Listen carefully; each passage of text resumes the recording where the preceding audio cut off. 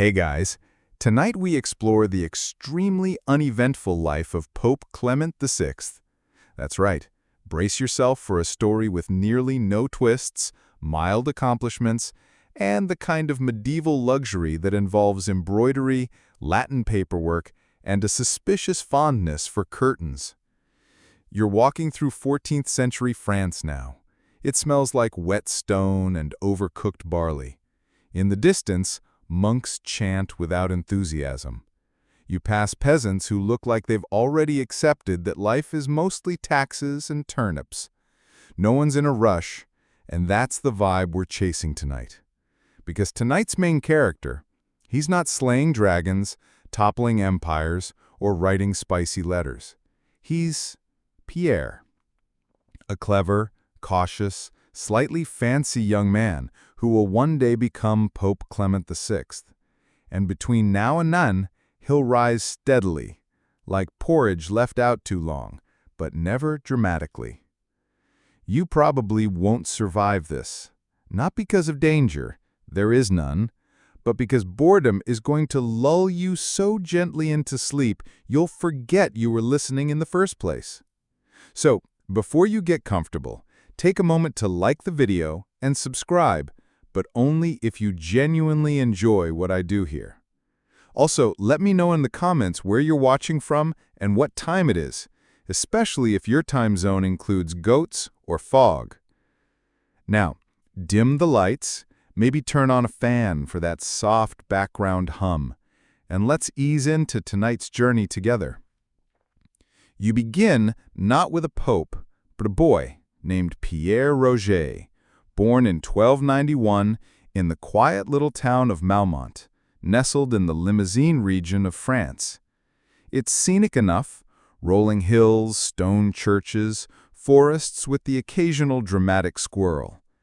Pierre's family isn't poor, but they're no Medici either. They're nobility of the discount variety, just noble enough to hold land, not noble enough to throw banquets with flaming swans. From the very beginning, Pierre seems, well, adequate. He's not a scandalous prodigy or a terrifying genius, but he is clever, polite, and very good at Latin, which in the 14th century basically means you have options. He's also obedient, and being obedient in medieval France opens doors. Not exciting doors, but doors nonetheless.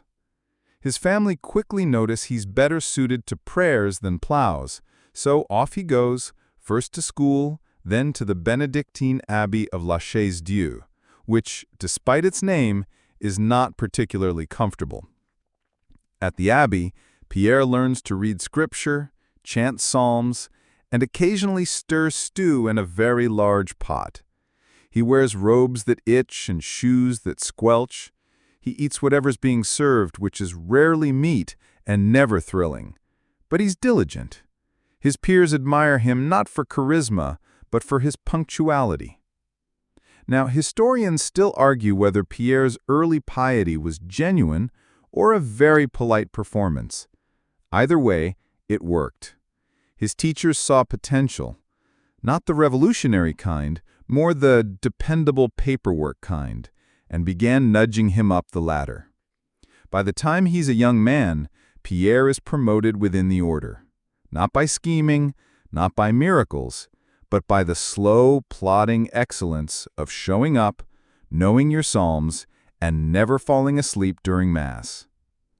Let's pause to appreciate the sheer mediocrity of it all. No scandals, no dramatic conversions, no visions of flaming swords or weeping saints, just steady progress through the ecclesiastical ranks like a man crossing a stream via stepping stones, carefully, sensibly, one at a time. Eventually, he leaves the abbey for university in Paris. Now, medieval university life is slightly less exciting than watching butter melt, but for Pierre, it's a dream. He studies philosophy, theology, and canon law. He debates things like the nature of sin and the correct number of angels that can dance on a pin, all while eating lukewarm stew and trying not to catch the plague. Quirky tidbit. At one point, he supposedly wrote a very long letter about the importance of clerical socks. Historians still argue whether this was a serious theological metaphor or just his way of suggesting the abbey improve its laundry rotation.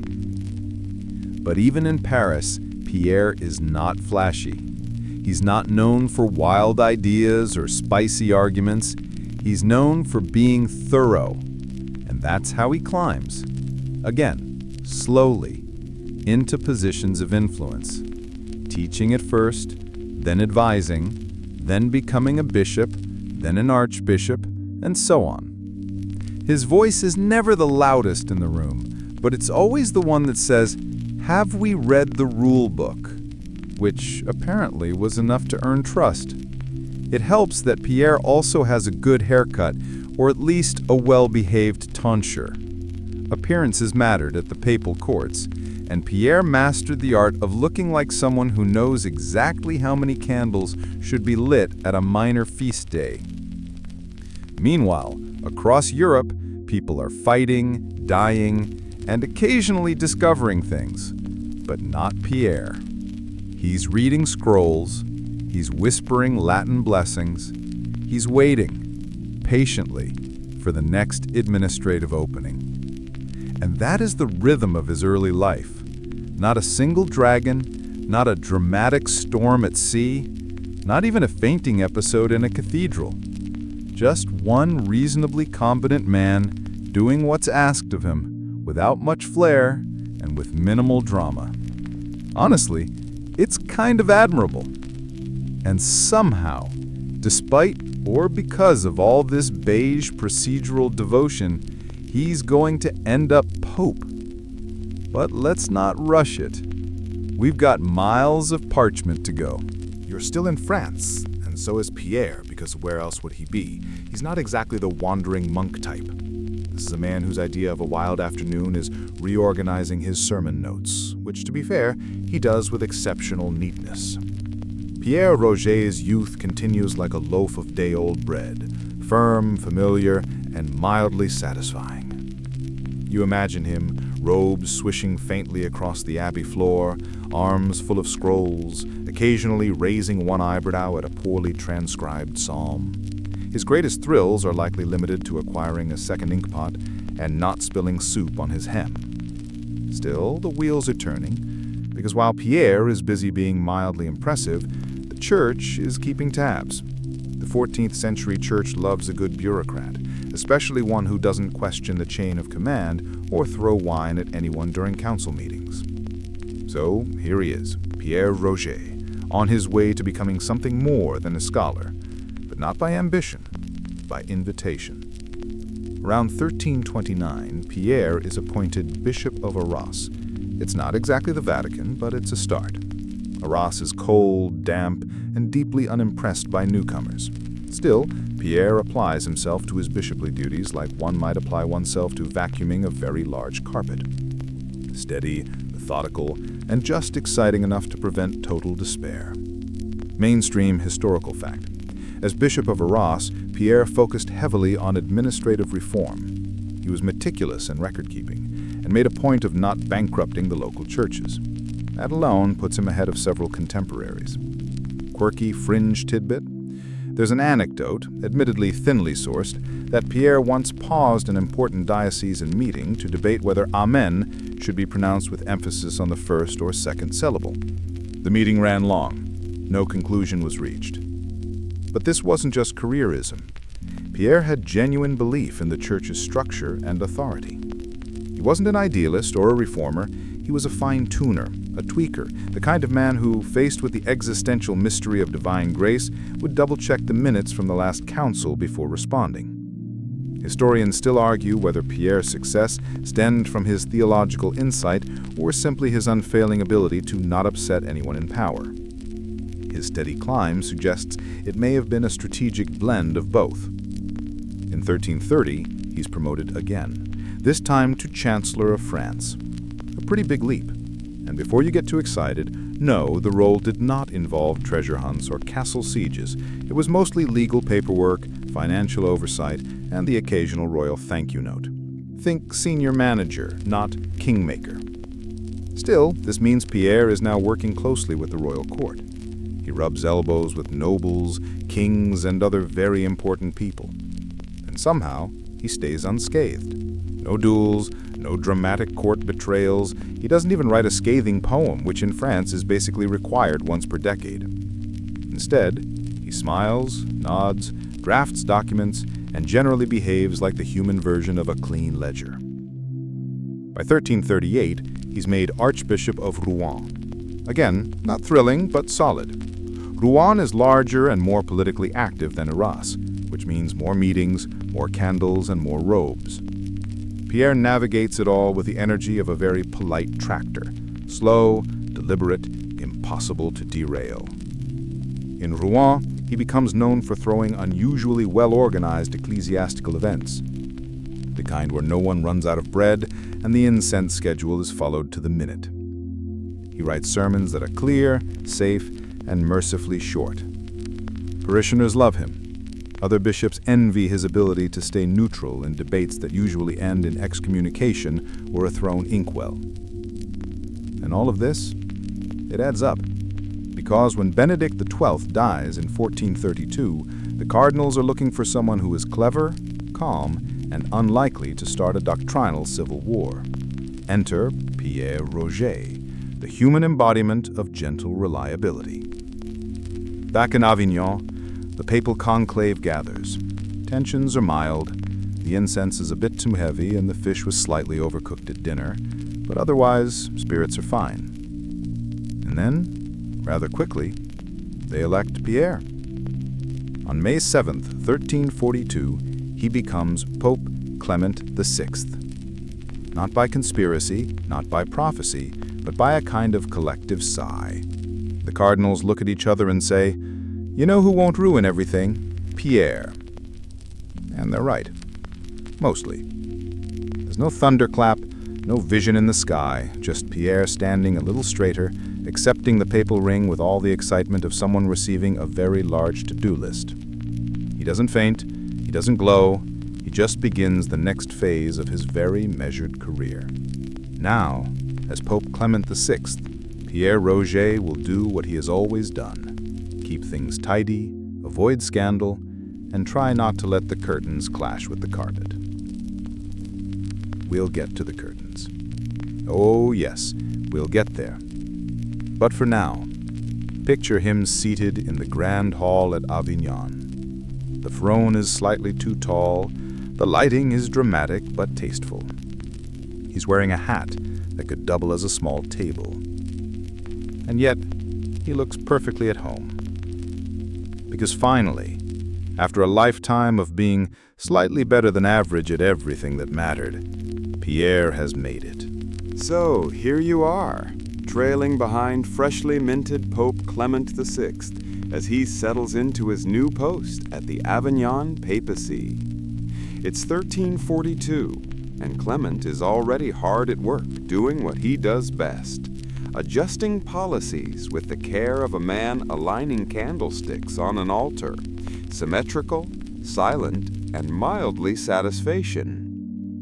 You might expect the new pope to charge into theological reform or commission towering cathedrals, but Clement has other priorities, like curtains and banquets, and the subtle politics of whether peacocks should be served whole or sliced artistically. Let's get this out of the way early.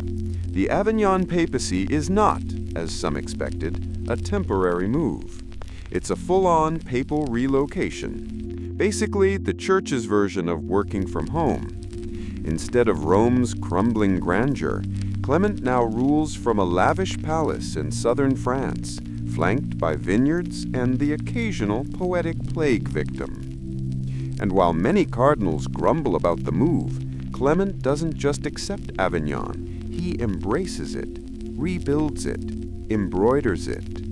Under his watch, the papal palace becomes something between a holy fortress and a luxury retreat.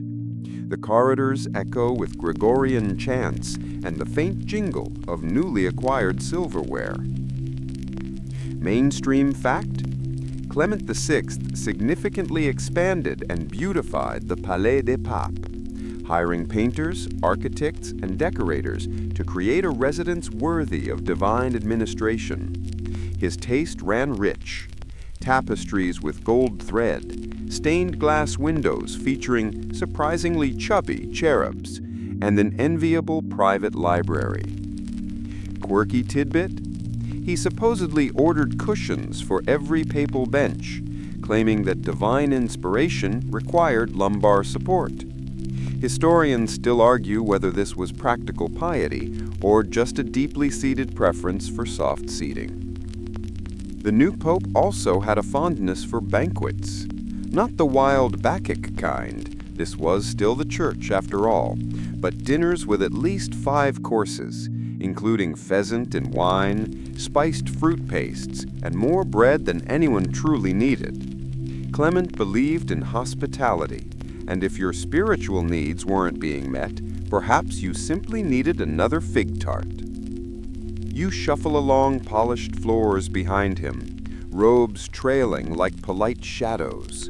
At any given moment, he's likely composing a papal bull or inspecting drapery. The line between divine and decorative matters gets blurry, but Clement manages both with equal care. By all accounts, he is gracious. Not saintly, he rarely fasts and doesn't care for martyrdom, but warm, approachable, and ready with a mildly rehearsed smile. Pilgrims find him personable. Cardinals find him tolerable. The cooks find him very hungry.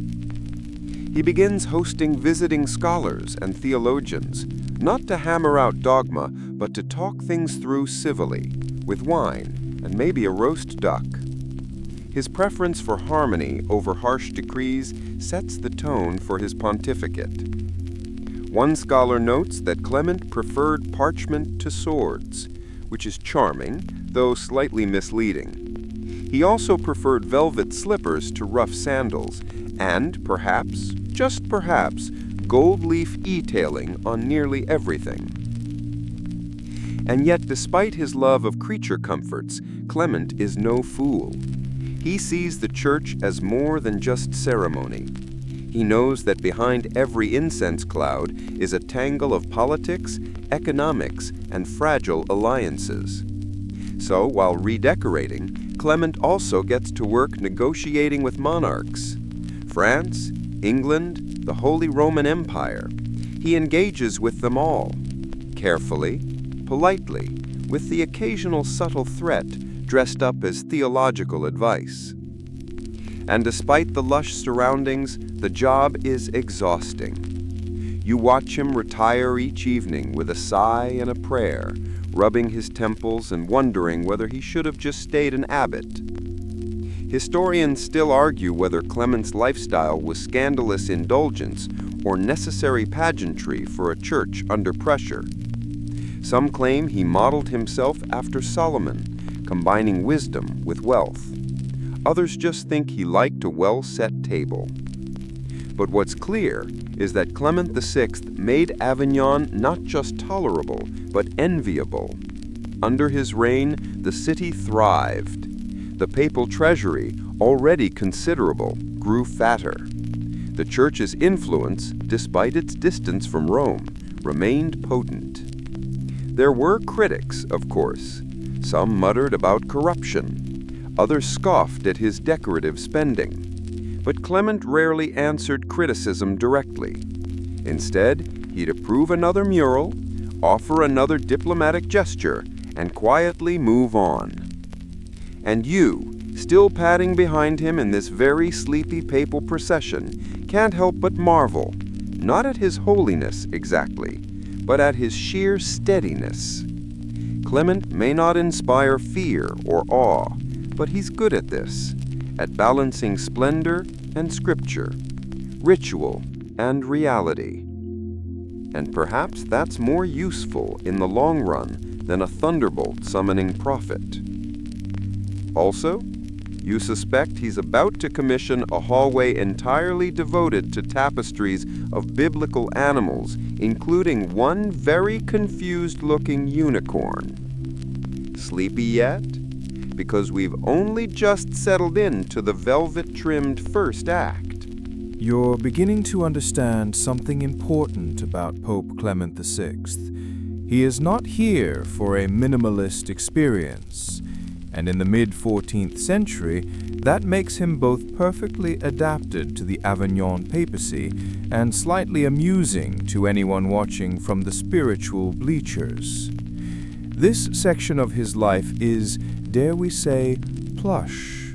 You walk beside him, well, slightly behind, past corridors perfumed with imported myrrh and lined with frescoes of saints who look suspiciously well-fed.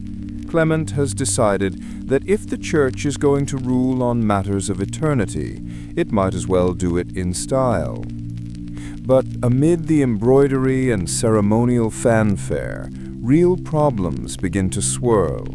Europe is not doing great. There's political unrest, religious friction, and on the distant horizon, a dark little something called the Black Death just beginning to whisper through port towns.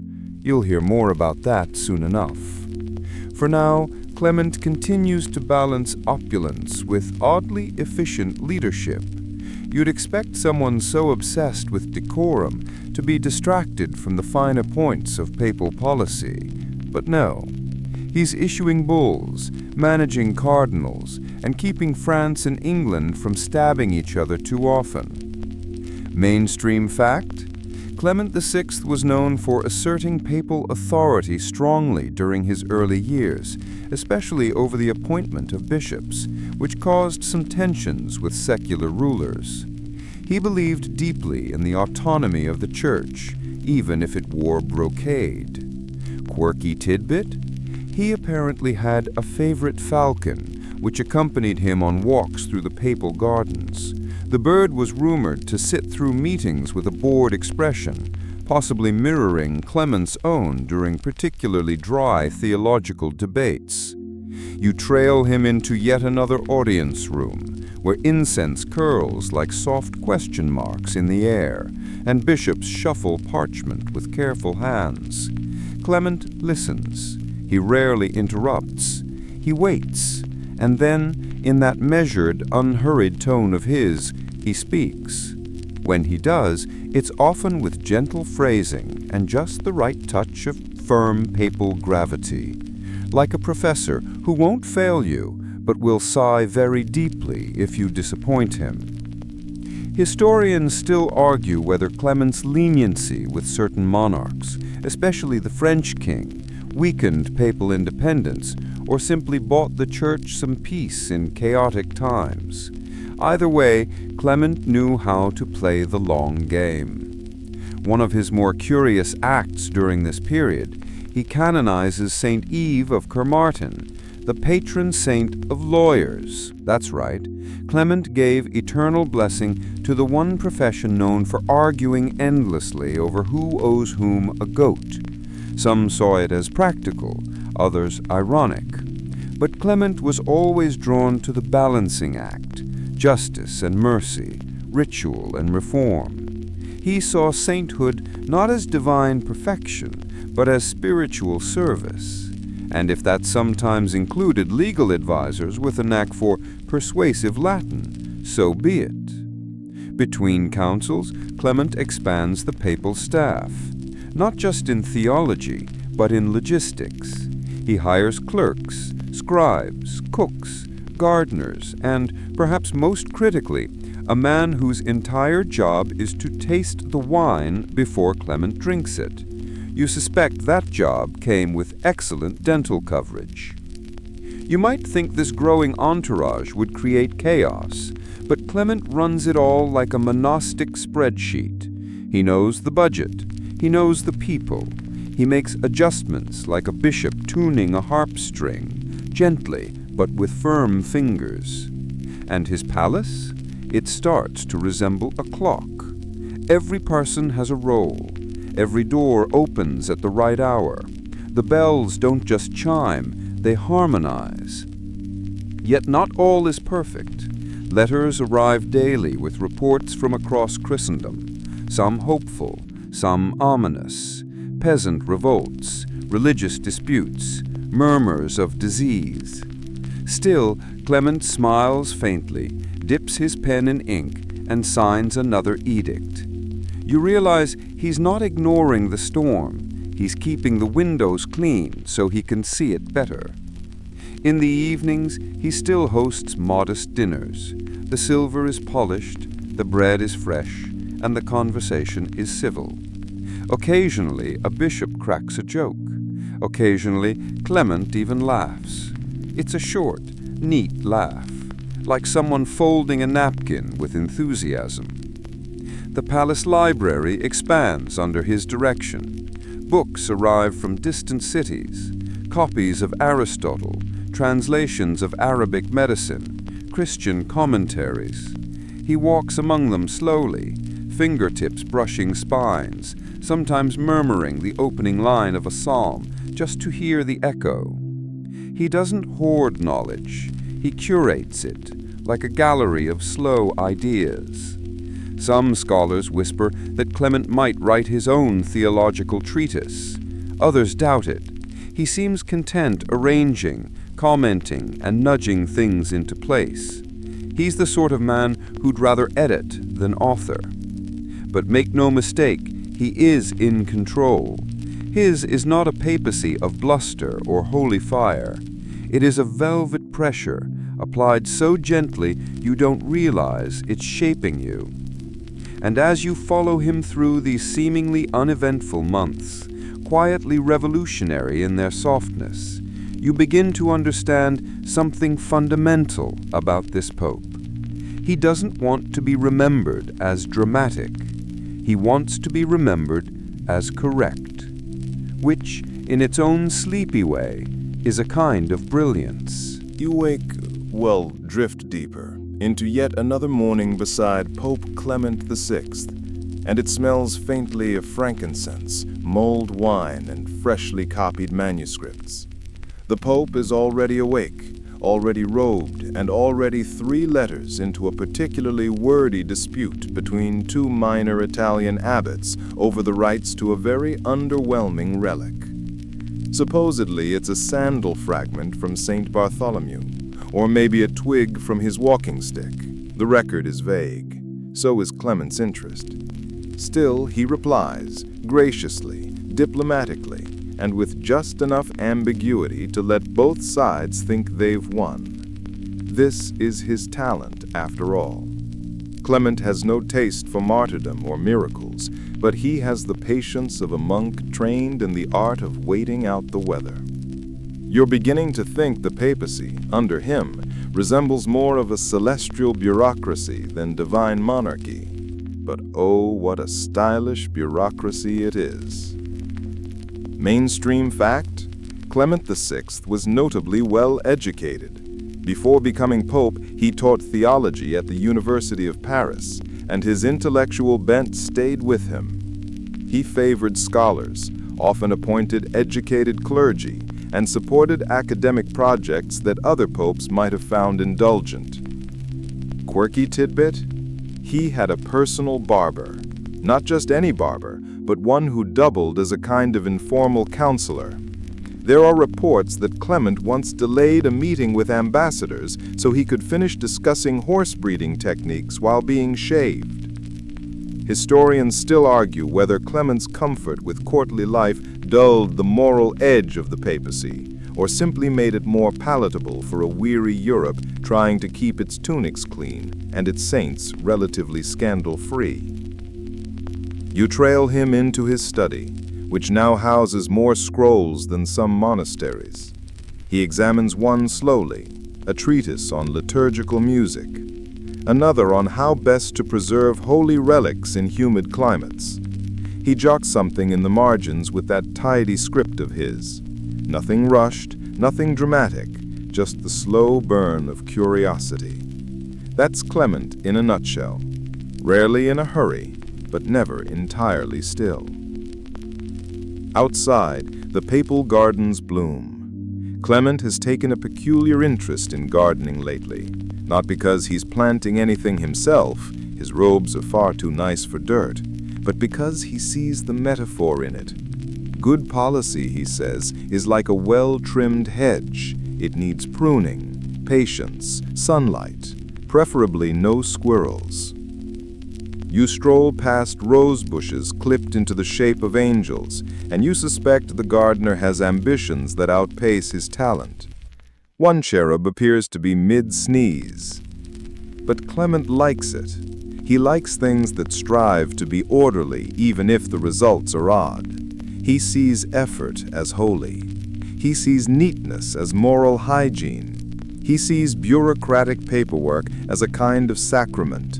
And you, still tagging along in your imaginary slippers, start to believe him. Letters pour in from across Europe, some from kings, others from abbots, a few from widows asking for blessings, and at least one from a man who claims to have seen a dragon in his well. Clement reads them all, even the dragon one. He sets that aside for further prayerful consideration, which probably means file under fiction. He spends the afternoons walking, slow, measured paces through his inner courtyards, occasionally stopping to ask a scribe how their wrist is holding up. These are the papal power walks. Instead of gossiping or scheming, Clement is meditating on whether the Psalms should be reordered, or whether peacocks belong in allegorical art. There is an ease to these days, but also a quiet tension. Outside Avignon's gilded walls, the winds of pestilence are rising. Towns whisper of illness, trade slows, sailors bring strange news from Genoa and Sicily. Clement listens. He has spies and scribes and nervous bishops all reporting the same thing. Something bad is coming. Still, within the palace, the Pope keeps his rhythm. He dines modestly, speaks politely, and wears his papal tiara slightly askew as if to say, "Yes, I'm in charge, but let's not make a fuss." You watch him write a particularly elegant sermon about divine mercy, then pause mid-sentence to ask for more ink. His quill squeaks gently, the fire crackles, and somewhere a cat walks across the courtyard like it owns the papacy. This is a quiet chapter in a loud century. Europe is on the edge of disaster, but Clement is still calibrating candles for optimal mass lighting. And maybe that's the point. Not all popes were called to change the world. Some were called to keep it from unraveling. As dusk settles, Clement retreats to his private chapel. He kneels, prays, possibly snoozes. You can't be sure. His snores, if any, would be dignified. And you, still his shadow, tuck this moment away, because it might be the last truly quiet one before everything changes. The air grows still. Too still, maybe.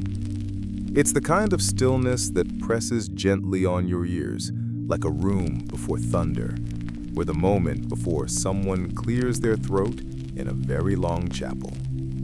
Something is coming, and even Pope Clement VI, who usually radiates all the urgency of a particularly contemplative candle, seems to feel it. The year is 1347. You follow him through the corridors of the papal residence, but today the hush is deeper. The usual rustle of parchment, the slow creak of sandalwood doors, the polite Latin murmurs, they're all slower. News has arrived. Not dramatic, trumpeting news, not yet, but a whisper. From Messina, from Genoa, ships arriving empty, or worse, full of bodies. Towns shuddering, merchants refusing coin touched by sailors. You're still not sure what's happening, but Clement, ever the careful reader, knows a narrative when it starts forming. Mainstream fact? This is the year the Black Death begins to spread in earnest through Europe, a plague so devastating that it would kill tens of millions in the years to come. It changed everything: economies, politics, theology, art, and yes, even how popes handled their schedules. Quirky tidbit? Clement, faced with the plague creeping closer to Avignon, commissioned enormous bonfires to be kept burning day and night around the papal residence. He believed that the bad air, or miasma, would be driven away by the flames. It wasn't entirely effective, but it was quite dramatic and very on brand. Historians still argue whether Clement truly understood the magnitude of the threat at first, or whether he believed, like many, that it would burn itself out before reaching the papal court. Either way, he doesn't panic. Not yet. You sit beside him at a long table as he reads a letter describing a village where every priest has died. The bishop is asking what to do with the bodies. Clement sighs, rubs his temple, and starts dictating. He orders emergency ordinations. He permits confession to be heard by lay people in times of dire need. It's a radical step, and a quiet one. You notice that now the Pope is sleeping less. He begins rising earlier, walking more briskly, eating less at those polite, mostly soup meals. There are more meetings, more scrolls, more urgent knocks on doors. Yet he doesn't panic. That's not Clement's style. Instead, he begins to write. And what he writes is, in a word, gentle. Not fire and brimstone, not "you're all doomed." No.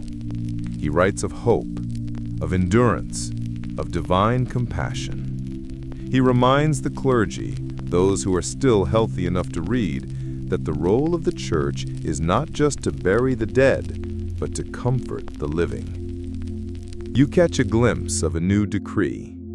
He forgives certain taxes, waives indulgence fees for plague victims, allows Mass to be said outdoors.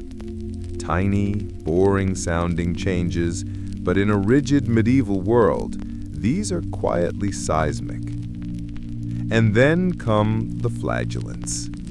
Ah yes, the self-whipping, loudly wailing, theologically problematic travelers who believe the plague is God's direct punishment. They begin wandering from city to city, chanting and bleeding and alarming the neighbors. You'd think Clement might support this kind of dramatic public piety. You'd be wrong. He bans them, quickly, firmly, with papal authority stamped so hard the parchment probably flinched. Clement's theology is many things, but performative guilt is not one of them. He prefers his repentance tidy and indoors.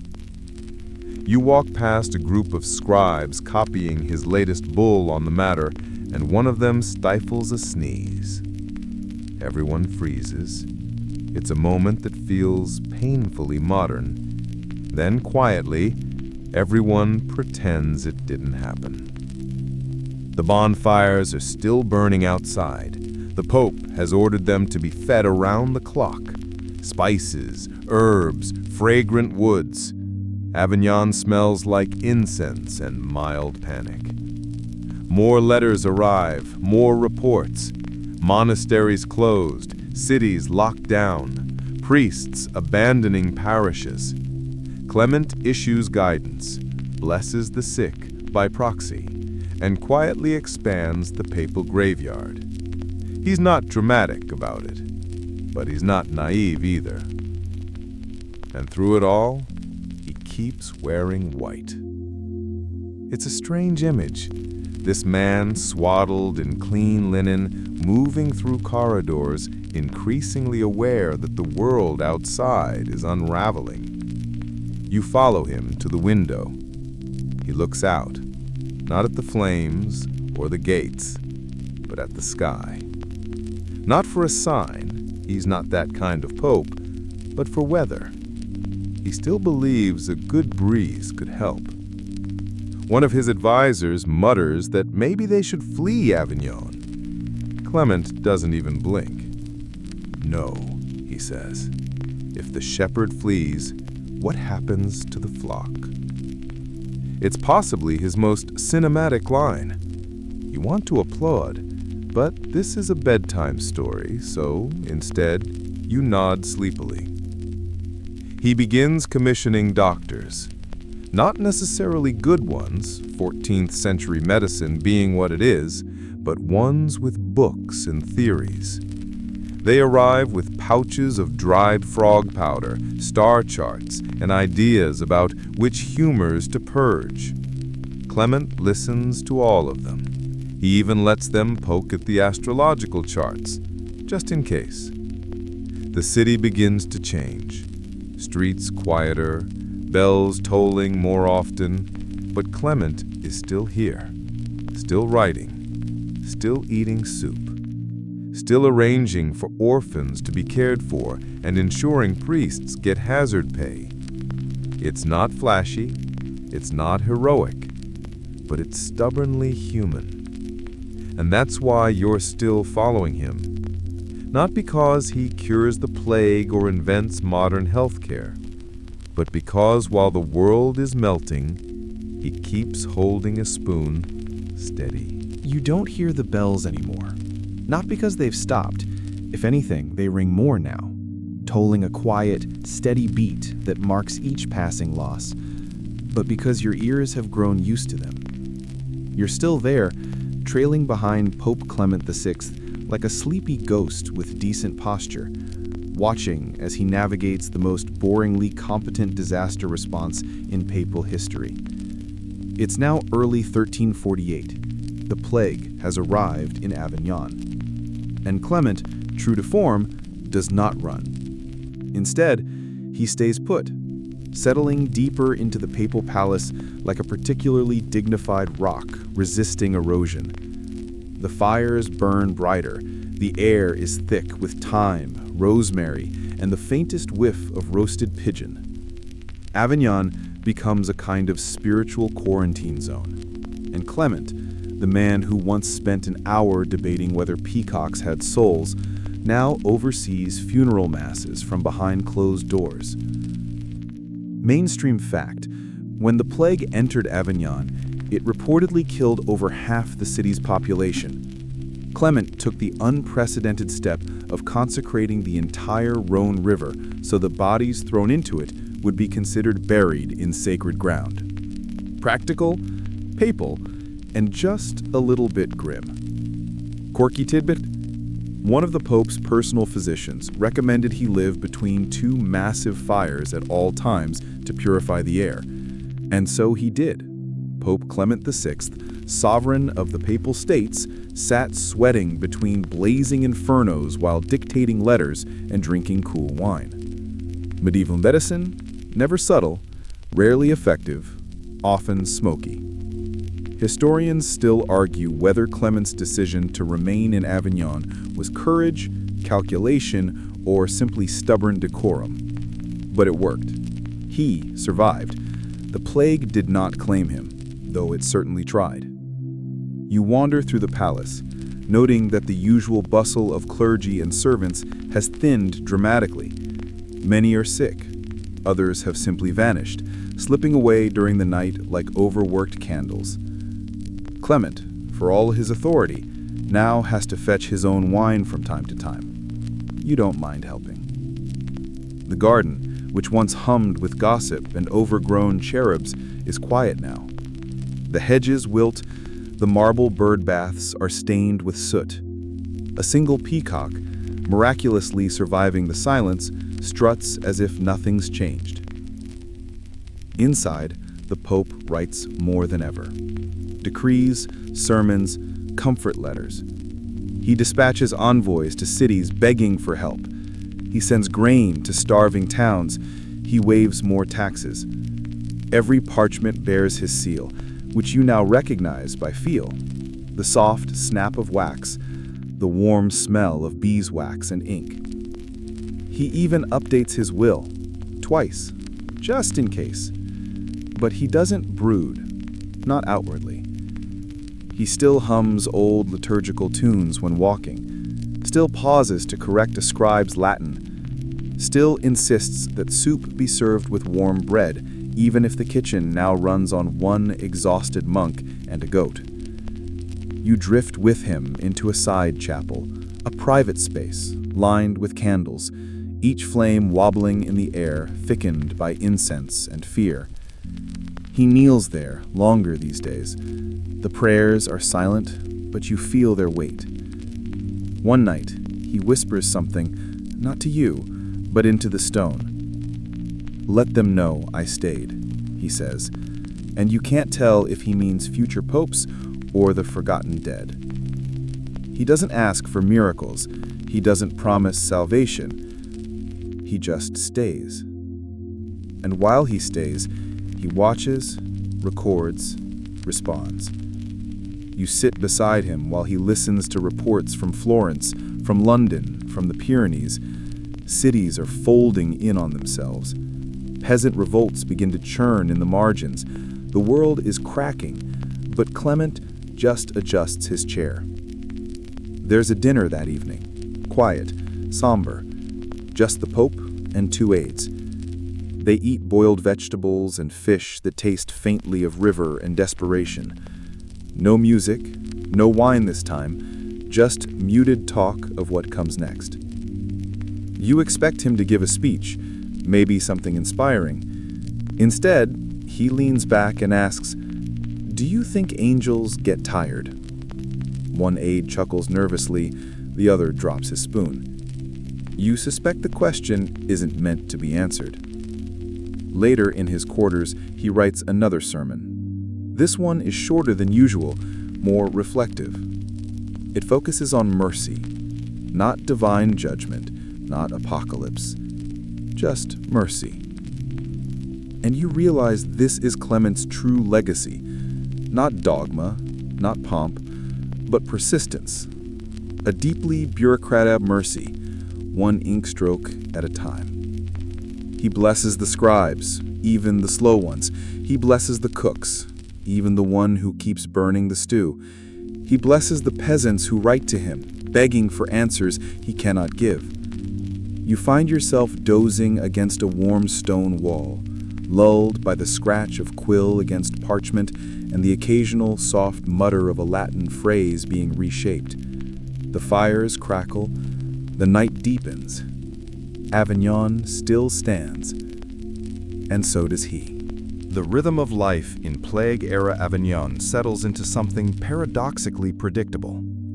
You drift alongside Pope Clement VI as days blend into nights and parchment stacks grow ever taller.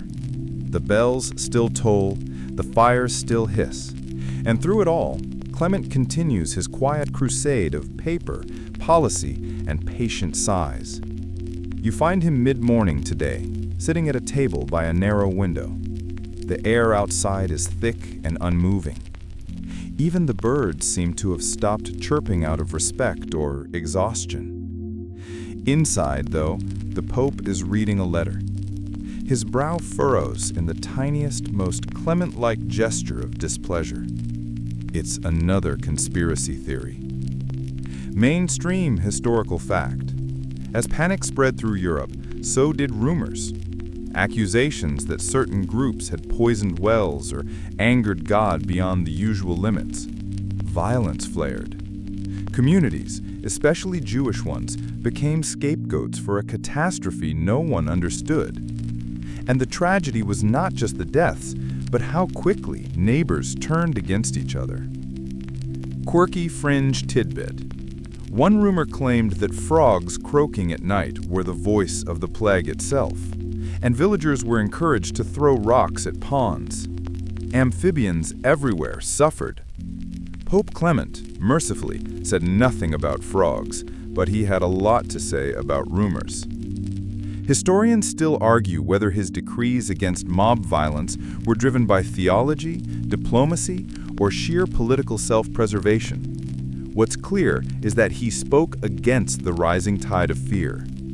You sit with him as he drafts yet another papal bull. In it, He affirms that the plague is a natural disaster, not a human one. He condemns attacks against Jewish communities, reminding Christians of their shared humanity, and points out, calmly, with the precision of someone who's double-checked his Latin, that many Jewish neighborhoods have lower infection rates due to stricter hygiene. The implication, maybe wash your hands instead of blaming your neighbor. He doesn't shout it. He just writes it down, seals it, and sends it. Whether anyone listens, well, that's a question for later. For now, Clement does what he can. In the garden, what's left of it, a boy kneels near a rosemary bush, cutting sprigs for the fires. Clement passes him, pats his shoulder, and murmurs a blessing. You catch a brief smile on the boy's face before he tucks his herbs into a sack and scampers off like he's got the Pope's endorsement to skip chores. Inside, another issue simmers: pilgrimage. Despite the plague, or perhaps because of it, people are still traveling, praying, weeping in cathedrals and hoping to outrun death on foot. Clement receives a report that a group of barefoot penitents has walked from Lyon to Avignon, singing psalms and developing impressive blisters. He sighs, then grants them a limited audience from behind a curtain. You stand nearby as muffled voices filter through velvet and incense. One woman begs for a relic to take back to her village. Clement gives her a small wooden cross, nothing flashy. She weeps, kisses the fabric, and disappears into the smoky sunlight. You realize Clement isn't trying to inspire hope. He's trying to contain despair, one moment at a time. Back in his study, he jots down more ideas for structural reforms, better training for local clergy, more emphasis on basic medical knowledge. He wonders whether the church should teach its priests to read basic astrology, not the nonsense kind, just enough to recognize a meteor. You wonder whether he's serious. With Clement, it's hard to tell. At lunch, the soup tastes faintly of parsnip and caution. A monk reads aloud from a list of villages with no surviving clergy. Clement frowns and circles a few names. He says, "Send them books, and someone who can read." The monk hesitates. "We have no one, Your Holiness." A pause. Then send 2 books. You admire the absurdity. It's quietly heroic in the most papal way imaginable. As the sun lowers, casting long shadows over the charred rose bushes, Clement takes a brief walk through the halls. His steps are slower now. He's thinner. His robe bunches a little at the belt. But his eyes, though tired, are alert. You remember a time when he worried about cardinals squabbling over incense costs. Now he worries about children with no parents, priests with no parishes, towns with no bread. He hasn't had a proper rest in weeks. You can tell by the way he pinches the bridge of his nose after reading yet another request for more consecrated ground. And still, he keeps going.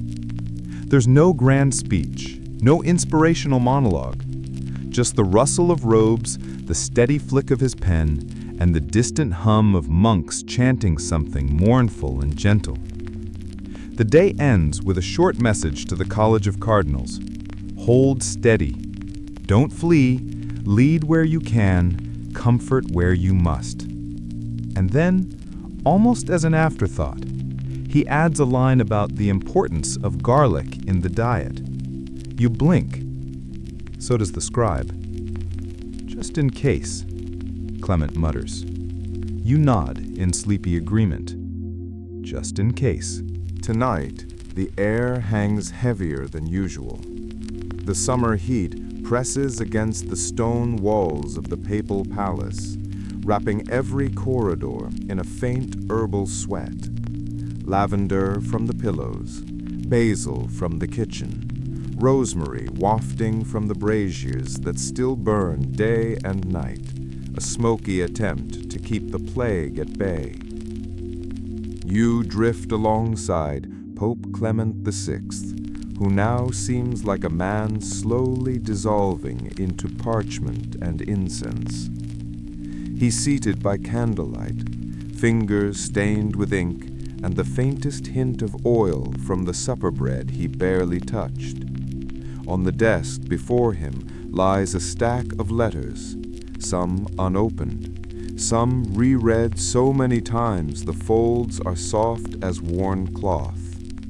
The topics?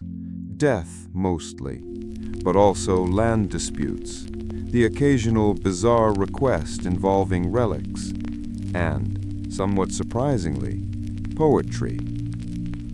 Mainstream fact? Pope Clement VI, despite being remembered primarily for his role during the Black Death, was a noted patron of the arts. He supported poets, theologians, architects, even the occasional wayward philosopher. His court at Avignon, though shrunk by plague, still carried the scent of scholarship. Quirky fringe tidbit? One overly confident poet once compared Clement's voice to the singing of heavenly butter. No one is quite sure what that means, and scholars are still debating whether it was a compliment or the 14th century equivalent of trolling your boss in verse.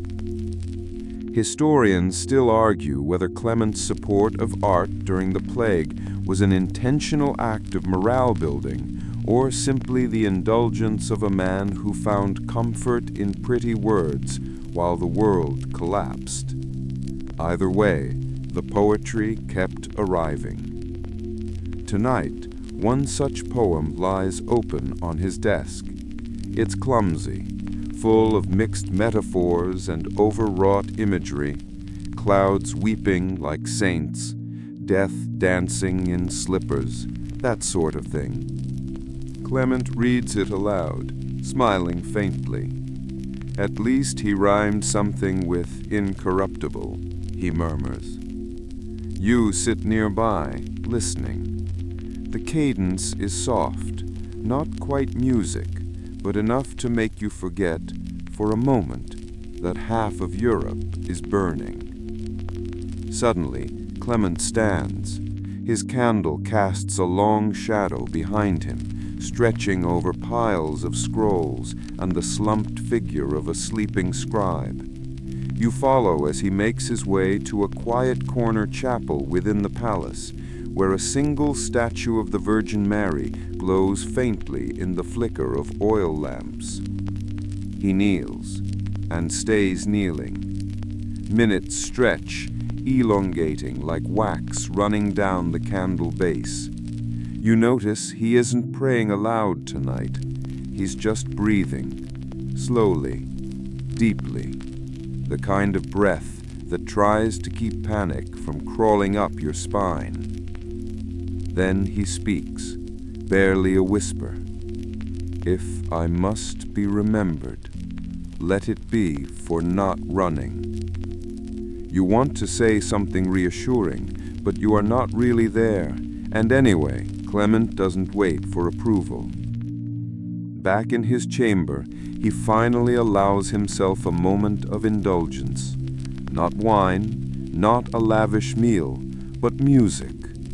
One of the surviving musicians, an old man missing 3 fingers, has come to play for him. A lute, cracked at the edges, still tuned with affection. The melody is slow, drowsy, with an occasional mist note that somehow makes it all more honest. Clement leans back, eyes half-lidded, and allows himself to listen. You do too. The sound carries you into a little mental wander, through vineyards gone wild, through distant fields where the grass has grown over forgotten roads, through towns that no longer send letters. Then, gently, Clement claps. Once, twice. Keep that nan fed, he says. Later, as the moon climbs above the tiled rooftops of Avignon, Clement finds his way to the outer courtyard. The stars, when visible, remain unimpressed by human affairs. A cool breeze stirs. For the first time in weeks, it smells faintly of rain and not of death. You watch him gaze skyward, muttering something about comets and whether they're a divine warning or just celestial dandruff. Either way, he makes a mental note to write a letter to the astrologers in Bologna, just in case. A servant appears with fresh bedding, linen washed with lye and sun-dried. Clement insists the servant take it for himself. You'll sleep better, and that means you'll forget the smell of the infirmary faster. The servant looks stunned, then bows, then vanishes into the night. The Pope returns to his quarters. Before bed, he examines a painting newly delivered from a Florentine workshop, a Madonna and Child gently chipped at one corner from the journey. He nods approvingly and tells a nearby monk, "Remind me to send the artist something. Not money, something useful, a goat maybe." The monk looks unsure if he's joking. You're unsure too. Finally, Clement lowers himself onto the cot. It's not particularly grand. His predecessor preferred more cushions, but Clement has taken to sleeping simply, or, more accurately, pretending to sleep while dictating thoughts to whichever aide is still awake. Tonight, though, he allows quiet, and in that quiet you hear the far-off clang of the cathedral bell ringing the hour. The fire in the brazier fades to embers, and Clement, head resting on one arm, murmurs, "Butter, really?" You stifle a laugh. Somewhere that poet is either flattered or excommunicated. The next day begins before the sun fully commits to rising. A pinkish gray light spills across the horizon as you follow Pope Clement VI through the quieter corners of the palace. Most of Avignon still sleeps, or tries to, but Clement is already dressed, robe slightly wrinkled, hair more salt than pepper, expression unreadable in the soft dawn. He's making his way to the archive room. You might think he's returning to the usual tide of plague updates or a particularly boring dispute over a bridge toll in Kherson. But no, today he's interested in the future, or more precisely, in what the church might look like after all this. Mainstream historical fact? During the Black Death, many clergy died. Entire abbeys were left empty. Some saw this as divine punishment. Others saw it as an opportunity to rebuild church structure from the ground up. Clement, being the paperwork-loving pontiff that he was, opted for option 2. He runs a hand across a scroll labeled Ordinations 1348, sighs and whispers to you, "Most of these names are just boys." Many of them were indeed barely trained. With older priests gone, the church had to accelerate replacements. Theological exams shortened. Training became optional in some regions. It was, in papal terms, a bit of a mess. Quirky, fringe tidbit. In desperation, some parishes recruited barbers to fill in as spiritual leaders, assuming that if they could handle bloodletting, they could probably handle confession. Whether that was effective or just mildly alarming, historians still argue. Clement, of course, disapproved of that. He begins sketching out a plan. Standardized training even during pandemics, papal oversight of local ordinations, maybe even mobile seminaries on horseback. Pop-up pulpits, he muses. It's not the worst idea I've had. A monk enters with breakfast, bread, olives, and a few plums looking slightly offended by their ripeness. Clement thanks him, picks up a plum, and immediately forgets to eat it as his mind turns to the next issue, communication. He dictates a memo proposing courier relays, stations where riders could swap horses, sanitize scrolls, and maybe take a nap. The Papal Pony Express, basically. You picture the logo. Later, you find yourself in the scriptorium. Scribes hunched over desks like wilted flowers, writing as if the ink itself might cure something. Clement strolls in, greets each by name, and leaves a small jar of lavender by the window. He says to keep the flies off the parchment and the boredom off your minds. Then he pulls a dusty volume from a shelf and reads aloud a passage from Augustine about patience, resilience, and the absurdity of thinking we ever controlled anything in the first place. The scribes, bleary-eyed but amused, nod along. One even manages a chuckle when Clement mispronounces a particularly tricky bit of Latin. What? I'm allowed. I outrank the dictionary. Outside, the weather shifts. A gentle drizzle patters across the palace tiles. You watch it bead along the edges of stone gargoyles, giving them the look of sleepy wet dogs. Clement opens a window just enough to let in the scent of clean rain and the very distant, very faint sound of street vendors calling out wares no one can afford. One voice in particular floats up. "Fresh garlic, keep death away the tasty way." Clement raises an eyebrow.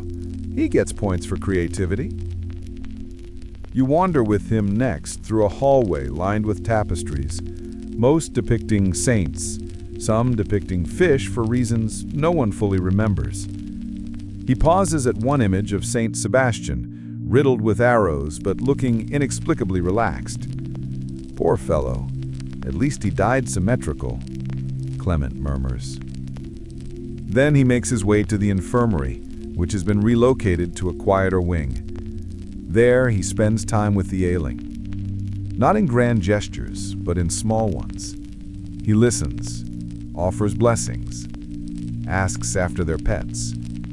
One elderly nun, wrapped in more blankets than strictly necessary, tells him she once met a donkey she swore was possessed. She says his eyes, yes, his eyes were just too human. Clement doesn't laugh. He just nods. We've all met someone like that. As evening approaches, he reviews the day's letters. One is from a bishop in Naples, asking whether the plague is divine punishment. Clement sighs. It's always divine punishment until it happens to your city. He pens a careful response, reminding the bishop to focus on the living, not the blaming. Then, in a little flourish of dry humor, he adds a postscript. If the Lord wished to smite Naples specifically, he could have started with your seafood prices. You imagine the bishop's face. You hope he laughs. By sunset, Clement is seated again in his garden, what's left of it. The mint has taken over the basil, and the roses have surrendered completely. But the air is sweet, and the breeze carries a hint of something that almost feels like hope. He tells a nearby monk to look into planting lavender. He says, it won't save anyone, but it makes despair smell better. And then he watches the stars emerge, one by one, flickering above a city, still holding its breath. Tomorrow will be the same. More letters, more decisions, more olives. But for night, there's still a sky, a garden, and a pope determined to do boring things with great dignity. Tonight, the halls of the papal palace are quieter than usual. Not out of reverence, but out of attrition. Fewer feet pass along these marble floors now. Fewer voices carry down the corridors. You walk with Clement VI as he makes his usual evening rounds, trailing the faint scent of frankincense and warm beeswax candles. His first stop? The kitchens. Not because he's hungry, he's long past the hour for supper, but because he insists on checking in with the staff who feed the rest of the court. It's a practical kindness, one that smells like boiling lentils and slightly burnt barley bread. mainstream historical fact? Despite his elevated status, Clement VI had a reputation for paying attention to the daily workings of his household, even during plague years. Records show he didn't drastically reduce kitchen budgets, despite pressure from cardinals to cut corners during God's wrath. Quirky fringe tidbit? According to one record, he ordered an entire side of salmon to be carved into the shape of a dove for Easter. Perhaps symbolic, perhaps just a whimsical moment in a dark year. Historians still argue whether it was meant as an allegory or just an early example of food plating gone rogue. He lingers a while, complimenting a novice cook on her spice blend. Mostly thyme, a little too much vinegar, and something she insists is blessed salt. You pretend not to notice that she probably just dropped it on the floor and made the sign of the cross before using it anyway. Clement makes his way next to a tucked-away study chamber where a small group of clerics are still copying sermons by hand. Their candlelight flickers across ink-stained fingers and parchment half filled with tight, cramped Latin. You listen as he gently chides one of them for spelling salvation like salivation for the third time. Well, food is divine, the cleric mumbles. Clement lets it slide. Here, in these quieter moments, the Pope seems to breathe more deeply. You sense that it's not about solitude, but rhythm. The world may be in chaos, but within these walls there is still a pulse, a cadence of pen strokes, of boiling pots, of candle wicks slowly curling into ash. He moves through the halls like a man inspecting a clock tower, not to change the time, but to make sure it still ticks. At one hallway corner, he pauses before a niche where a statue of St. Francis watches over a potted fig tree. The tree is stunted, leaves patchy. Clement plucks one, rolls it between his fingers, and muses aloud. Miracles aren't always big. Sometimes it's just a leaf that doesn't die in July. You follow him down a spiral staircase that descends into the undervaults of the palace. Quiet storage chambers lined with crates of preserved fruits, candles, ancient scrolls, and more than one slightly unsettling jar of pickled relics. Here, the air is cool and musty, tinged with the sharpness of lemon rind and damp stone. Clement runs his hand along the shelves, pausing now and then to examine the labels.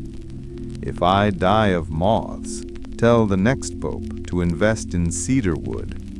You chuckle, then stop, as he opens a chest filled with gifts from distant lands. Silk from Byzantium, a comb made of ivory, a pair of sandals rumored to have belonged to a saint, although they look suspiciously modern, as if someone centuries ago simply slapped a halo on a pair of upscale flip-flops and called it holy. Historians still argue whether Clement truly believed in the sanctity of all the relics he accepted, or simply understood their political importance. Probably both. He was nothing if not a man who could multitask faith and diplomacy with equal commitment. He chooses one item, a weathered fan from Egypt, its feathers stiff but still intact, and sets it gently aside. Send this to the sick ward. They'll appreciate the breeze more than I do. You ascend again with him, emerging near the private chapel where a small evening mass is being held. No grand chorus, just a trio of weary voices and the occasional off-key harmony that makes the whole thing strangely more sincere. Clement doesn't participate tonight. He simply watches from the doorway, lips moving silently in tandem. You think he's praying, but the words don't quite match any liturgy. Maybe he's improvising. Or maybe, just maybe, he's composing a bedtime blessing no one else will ever hear. Outside the chapel, he meets a cardinal pacing in circles, muttering about plague maps and regional bishops who are ignoring Avignon altogether. Clement listens, folds his arms, and responds with the calmness of a man who has seen far too many spirals. Let them be foolish. Just make sure that we are not. The cardinal bows, mollified, and exits. Clement sighs, rubbing his eyes. Why is it always the ones with the biggest hats who forget to use their heads? You pass the stables on your way back to the residence wing. The horses snort softly in their stalls, tails flicking at invisible flies. One sticks its head out as Clement approaches, and he offers it a crust of bread. We should name one of them Theological Certainty. It would be ironic and pleasingly unridable. Back in his chambers, a fire crackles in the hearth, though it's warm enough without it. He lets the flames lull him while he reviews the next day's itinerary, blessing a shipment of plague salves, issuing a gentle reprimand to a bishop who held a maskless procession, and possibly composing a sermon titled On the Merits of Caution and Clean Sheets. You settle beside him, quiet now. His eyes are half closed, the parchment slipping from his lap. Outside, the wind changes direction. The smell of smoke fades, replaced by the crisp breath of rain over distant vineyards. He murmurs one last thought before sleep. If I must write history, let it be with ink that dries slowly. And with that, the room dims further. The candles lean low, and Clement sleeps as the church continues ticking, one uneven heartbeat at a time. The next morning arrives with a stubborn fog that refuses to lift, as though even the weather has decided to move at Clement VI's pace today. Slow, deliberate, just slightly theatrical. You accompany him again through the Papal Palace, where the stone walls glisten faintly with dampness. His slippers scuff along the flagstones, and he mutters something about the humidity curling his parchment. If I were a scroll, he says, I'd refuse to open today. First stop, the scriptorium again. But not for scriptures this time. Today, Clement is drafting something more delicate, his response to Venice. Mainstream historical fact, the Republic of Venice, proud and prickly, had its own ideas about quarantine and plague management. Sometimes they aligned with papal suggestions, sometimes not so much, especially when said suggestions came with spiritual strings attached. Clement knows this, which is why he's now composing what is essentially a polite threat disguised as a theological suggestion wrapped in flattery. I commend your city's admirable sanitation, your robust shipping regulations, and, of course, your continued devotion to our Lord, he writes, dipping his pen in ink so thick it might as well be molasses. However, I must gently caution against substituting civic pride for divine guidance. Then he pauses, frowns, and adds, also, please wash your rats. You think he's joking. He's not. Fringe tidbit, some cities actually began rudimentary pest control not because they understood germ theory, they didn't, but because papal letters made vague allusions to cleanliness of the city as a moral virtue. So, naturally, people interpreted that as blame the cats, shave the pigs, rinse the streets with rose water.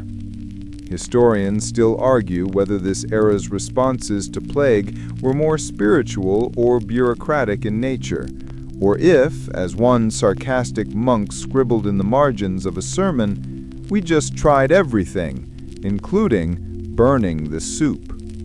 Clement finishes the letter and seals it with wax, bearing the papal insignia, a pair of crossed keys, one divine, and one suspiciously like it opens the wine cellar. Then it's off to the treasury.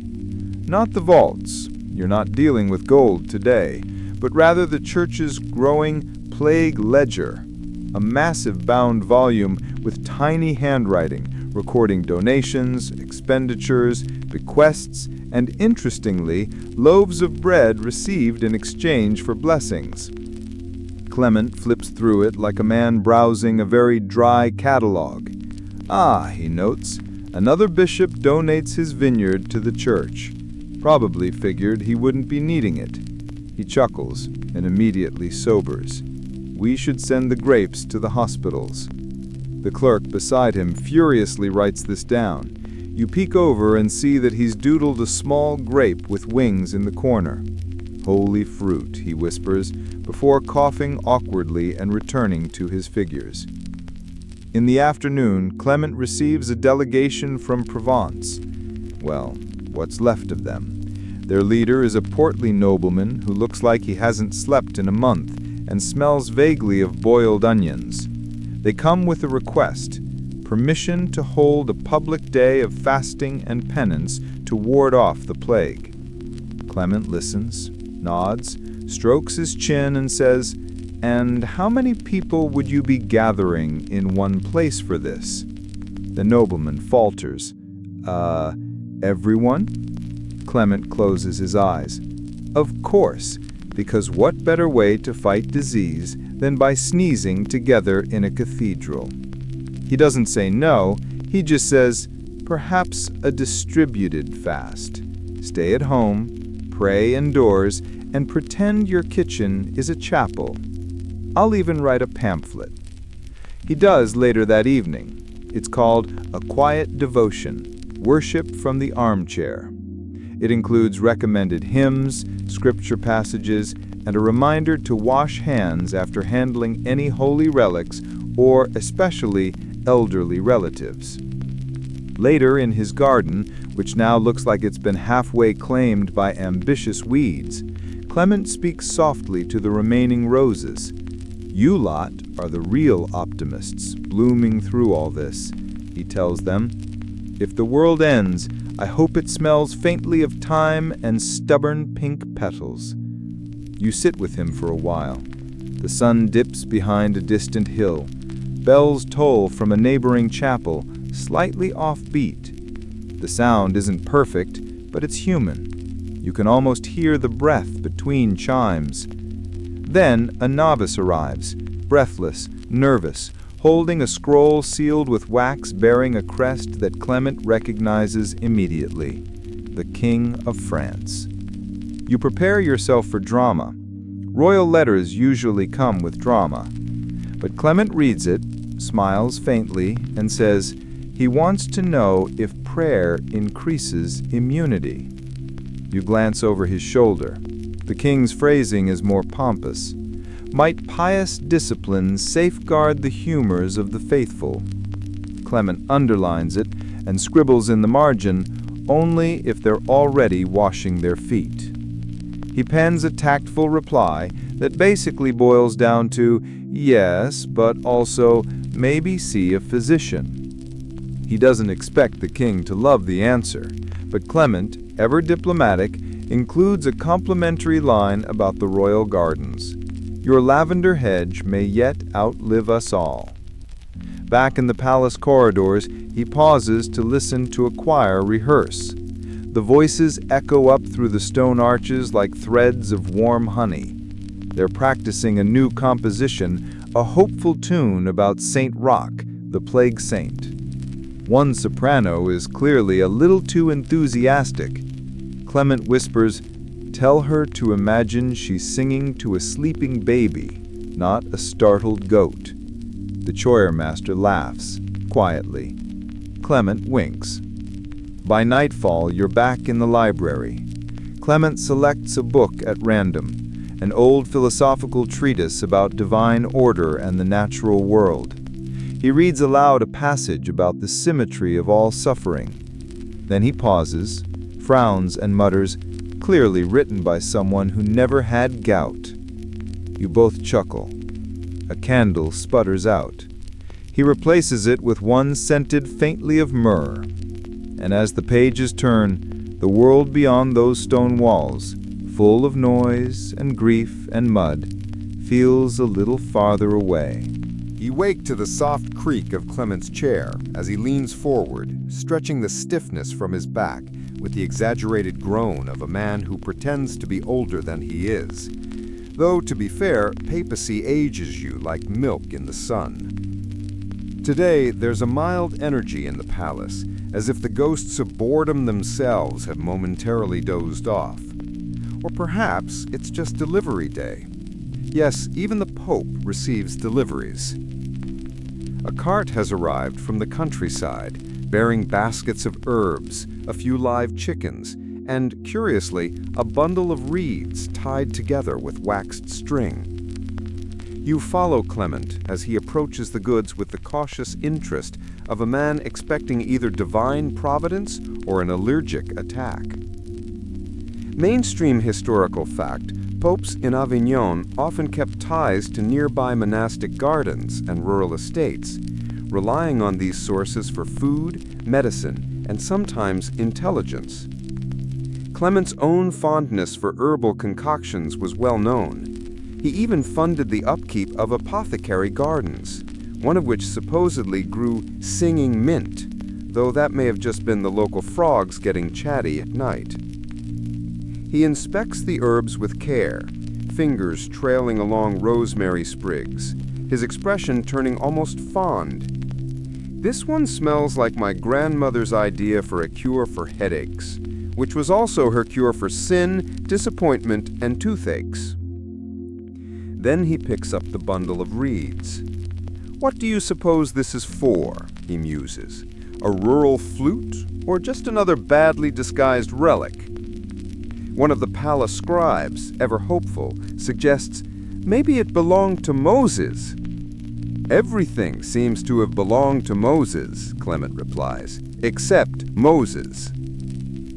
He requests the reeds be placed in his study for decoration or contemplation, or perhaps as inspiration for yet another sermon on divine simplicity. You're starting to suspect he enjoys challenging himself to make anything, even swamp grass, sound holy. Over a simple lunch of bread, olives, and what he insists is the less aggressive wine, he receives a letter from a nun in northern France. She writes of her small convent, where they've taken in several plague victims who were turned away from the local abbey. She asks only for prayers, and maybe, if possible, another box of soap. This affects him more than most letters. He folds it slowly, then stands and paces the length of the dining hall, which is still, to be clear, lined with elaborately carved chairs no one uses, and a fireplace big enough to roast theological heresies in. Finally, he calls for his steward and orders, "Send them candles and soap and every decent blanket we haven't stolen for ourselves." The steward bows and exits. Then, with a sigh, "And if any bishop complains, send them soap too." You trail behind him as he climbs a narrow spiral staircase, one he rarely uses. It leads to an upper gallery overlooking the chapel. From here you can see the whole nave, empty now, but echoing faintly with the whisper of yesterday's prayers. Clement stands silently, watching. I sometimes wonder if God prefers the quiet ones, the ones who mumble their Hail Marys while making soup. You wonder too. Back downstairs, he visits the archives, where parchment scrolls live in the deep dark, guarded by the kingdom's most terrifying force, the librarian. A woman of indeterminate age and permanent suspicion, she eyes Clement as though he might dog-ear a page if left alone too long. Still, she permits him access to a 200-year-old copy of De Civitate Dei, the City of God. He flips through it casually, then frowns at the marginalia. He notes someone's added commentary. You peer over his shoulder. The notes are cryptic and alarmingly enthusiastic. This bit is so true, and Augustine was clearly hangry here. He asks, should I start annotating papal bulls like this? Just a little amen here and a preach there. You wisely decline to answer. Historians still argue whether Clement VI truly believed all he preached, or whether his sermons were more performance than profession. The answer, as always, lies somewhere between divine inspiration and a well-practiced sense of stagecraft. By afternoon, the scent of dried lavender and old books cling to his robes as he walks through the courtyard garden. Here, he stops by the fountain, not because it's particularly pretty, but because it sometimes gurgles like it's muttering secrets. Today, it's quiet. 2 monks sit on a bench nearby, debating whether the plague is divine punishment or simply the result of unbalanced bodily humors. Clement joins them briefly, contributing, "Perhaps it's just the earth sneezing, and we're all the dust." They nod solemnly. One sneezes. You pretend not to be concerned. A short walk later, Clement ducks into a small side room used for confession. But today he's not hearing sins, he's sorting books. This used to be a storeroom, but he slowly converted it into a reading nook, mostly filled with treatises on astronomy, apocryphal saints, and one suspiciously misfiled recipe book titled Boil, Bless, and Serve. He takes a seat, pulls a volume from the shelf, and opens to a random page. This chapter claims the stars influence digestion. That would explain so much about the soup at last Tuesday's supper. The book is from Spain, worn and slightly scorched along the edges. You realize it probably survived a fire, or at least a careless candle. Clement rubs the cover with a cloth, murmuring, "If I die tomorrow, bury me with this chapter on lunar burping. It has spirit." The day draws long. Light slants gold through stained glass. The pigeons return to their usual place above the rafters, cooing like they've just remembered they were late for something. And Clement? Well, he's still reading. He doesn't say much now, just turns the pages with a soft rustle. The palace quiets. The clock doesn't chime. The servants don't speak.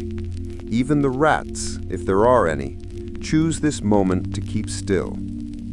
And so you sit with him, 2 figures in a slightly dusty room, reading about digestion, comets, and the strange belief that saints glowed in the dark. A belief that, frankly, Clement doesn't entirely dismiss. "If I start glowing," he mutters, "light a candle anyway, just in case it's gas." Late evening descends like a velvet curtain, soft and a little dusty, tinged with the comforting scent of warm bread and candle smoke. Clement VI is still awake. Of course he is, having declared sleep a noble pastime, but not nearly as productive as selective procrastination. He's perched at his writing desk now, hunched under the golden glow of a beeswax taper. Quill in hand, he scratches steadily at parchment, composing what appears to be a personal letter. You lean closer, curious. "To my dearly annoying nephew," it begins. Ah, family correspondence. Mainstream historical fact. Pope Clement VI, born Pierre Roger, did indeed have nephews, and like many popes of his era, he practiced the delicate art of nepotism with an almost bureaucratic elegance. One nephew, for example, ended up as a cardinal. Others were gifted cushy positions, even land. It was all terribly spiritual, of course. Tonight's letter, though, feels less political and more weary uncle.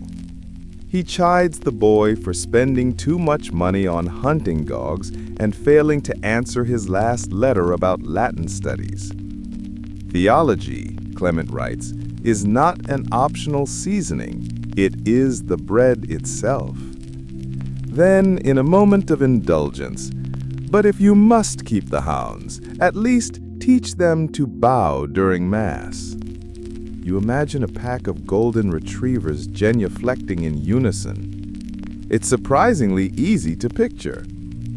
He signs the letter with a flourish, Petrus, not Clement, and seals it with his personal wax, a small fleur-de-lis impression, barely official, but oddly charming. The flame flickers. He leans back and sighs. The sigh of a man who has written more than he's read today. You sense he's done working, but not quite ready for bed. Instead, he stands and makes his way down a corridor so dimly lit it might as well be night's waiting room. He opens a small door, one you hadn't noticed before, and steps into what can only be described as a papal hobby room. Yes, apparently Clement VI has hobbies. Quirky fringe tidbit.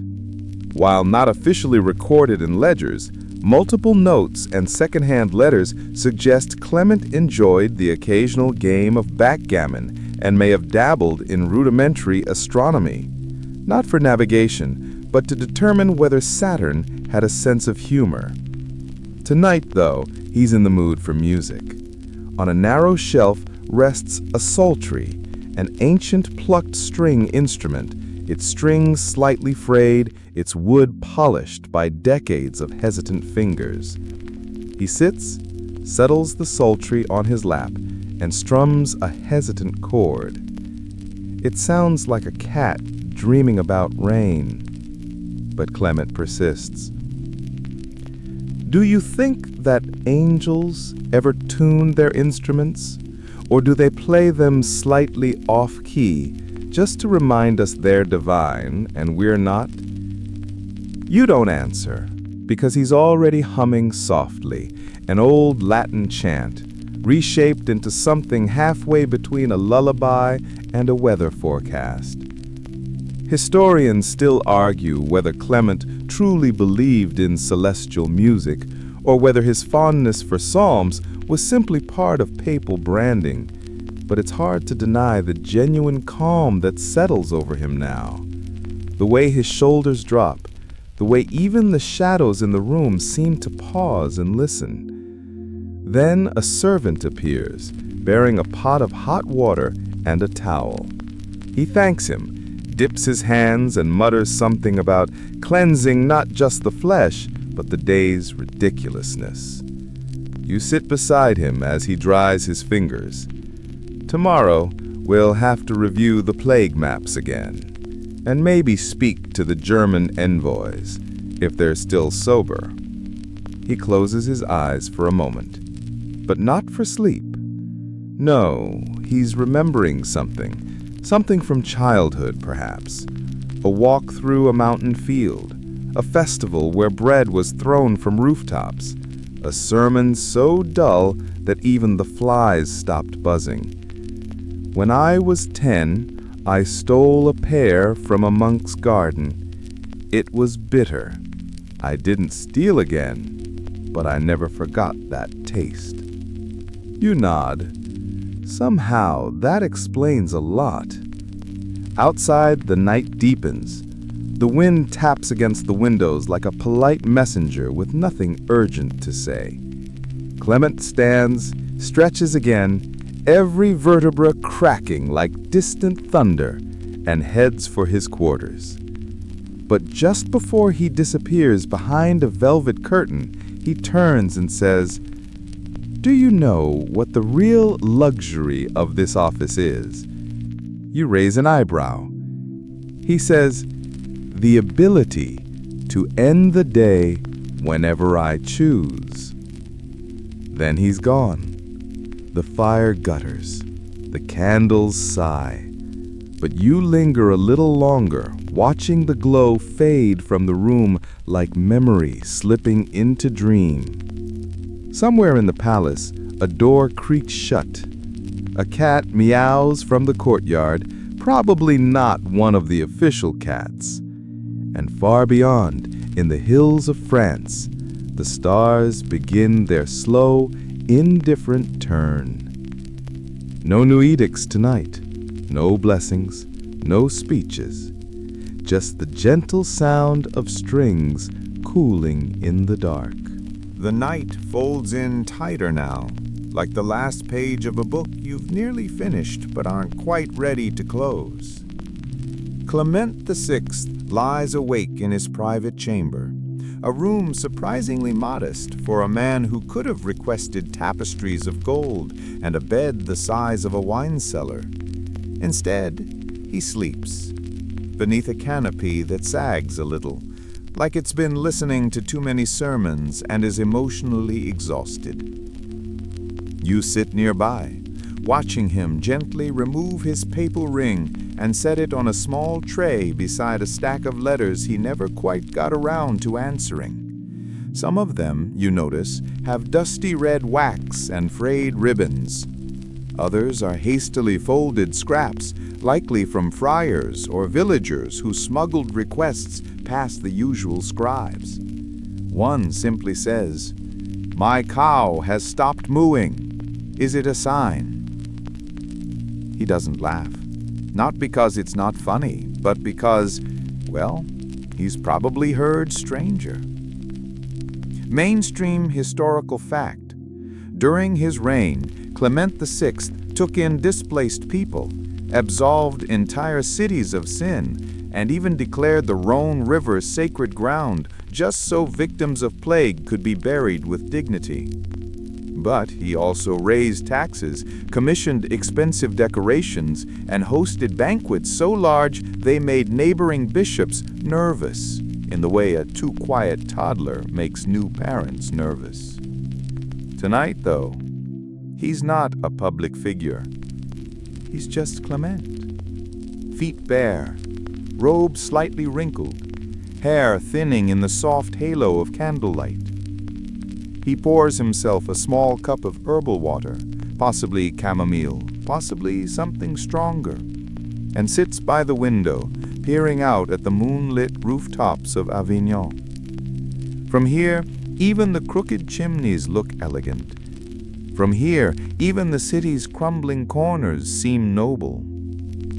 Then, softly, I once tried to write a poem about rooftops. It rhymed shingles with tingles. It did not go well. Quirky fringe tidbit.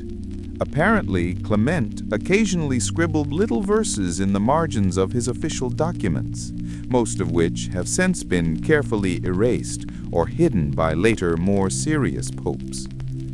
One unfinished couplet allegedly read, "The Bishop of Béziers sneezes like thunder. May heaven forgive him his liturgical blunder." Historians still argue whether Clement was truly poetic or just very bored during long meetings. You both gaze out across the sleeping city, where the occasional flicker of candlelight marks the night watch, or some insomniac scribe composing complaints in Latin. He hums again, that same chant from earlier, this time softer, more like breathing than music. The notes blend with the hush of the wind, the occasional distant bark of a dog, and the sleepy coo of pigeons who don't know they're being poetic. And then, silence. The candle dims. The cup is empty. The moon begins to shift behind a cloud. He turns from the window and returns to the bed, slowly, reverently, as if going to sleep were its own kind of sacred rite. He lies back, sighs, and whispers something, probably a prayer, maybe a joke, or possibly just a reminder to cancel tomorrow's appointment with the man selling relics shaped like vegetables. You watch him drift. Eyes flutter, shoulders relax. The day, uneventful as it was, finally ends. There's no dramatic ending, no miracles, no fanfare. Just the breathing of a tired pope and a quiet room. And so, the night deepens. You sit in the soft hush of stone walls and candlelight, surrounded by velvet drapes that barely move in the still air. Somewhere in the distance, the last embers of conversation flicker out. No pages shuffle, no sandals scuff across the flagstones. Even the fountains have taken a break from gurgling philosophy. The papal chamber has dimmed to a glow, a world reduced to softness. Wool blankets, worn robes, the slow rhythm of breath. Outside, the stars hang like ancient punctuation marks in the sky, quiet witnesses to another day's gentle end. You can almost smell the faint remnants of lavender oil and old parchment, mingled with something warm and baked that never quite made it to the table. Let yourself drift there. Imagine the silence in that chapel vault, the echo of shoes on marble, the kind of hush that feels heavier than noise. Imagine the feel of cool stone under your fingertips and the weight of history, lightened for once by a yawn.